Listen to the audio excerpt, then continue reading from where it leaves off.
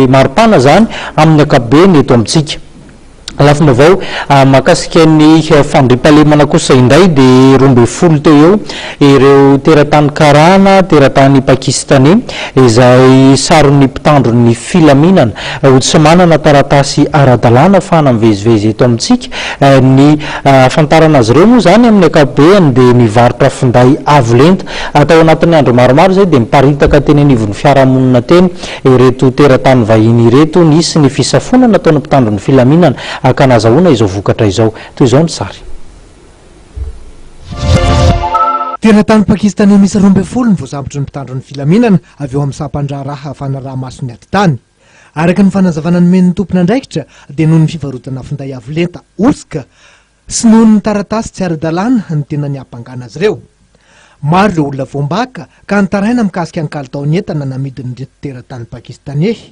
ireto tamin'ny faritra maro dia tondreny vohatra raha tsy tanisy afa-tsy ny teny tanina renina Analakely sy Antanimena. Araka ny vaovao azo zany tato ato dia misy ireo karazan'olona zay azo atsika hoe vahiny izay hita ny faritra sasatsasany eto Antananarivo, Analakely, Antaninarenina, Behoririka, Antanimena. Izy ireny dia manantona ireo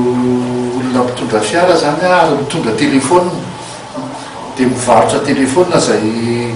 azontsika lazaina mampimenimeny ny olona ankehitriny satria zavatra tsy tena izy zany ireo varotan'ireo. Noho izany no tao anatin'ny direction-ny renseignement sy ny contrôle immigration immigration dia nandray fanapahan-kevitra zany hijery an'izy ireny manokana. No ny antony renseignement zay azo zany dia nanomboka mikarakara momba azy ireo zahay zany. Hita tamin'izany zany fa ireo teratany pakistanais zany no tena betsaka tamin'izy ireo. Nanomboka teo ny fomba nentina ny asa avy amin'ny fahazoana renseignement tamin'ny isan-karazany nanomboka teo zany fikaroana nataon'ny surveillance du territoire ka tamin'izany nahitana ireo pakistanais 12 izay natratrarana telefônina sy passeport sy karazana entana maromaro izay hitantsika eto. Marihana nefa fa izy ireo dia ny fomba nidirany teto zany dia fahazon-dalana touriste zany hoe mitsangatsangana fa tsy manao asa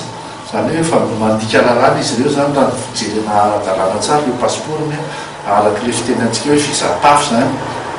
tsy mifanaraka mihitsy zany amin'ny fivarotana telefônina. Voatery mitazomina vonjimaiky eny anivon'ny mpitandron'ny filaminana eny anosy reto teratany pakistanais reto amin'izao fotoana zao ahafahana manohy ny fanadihadiana momba azy ireo sy ny asa manandraikitra sahan'ny marina. Araka ny fampitambo voavoarainay dia mbola misy namana izy ireo mbola mandehandeha any ankehitriny saingy mandeha tsikelikely aloha amin'izao fotoana zao ny fanadihadiana.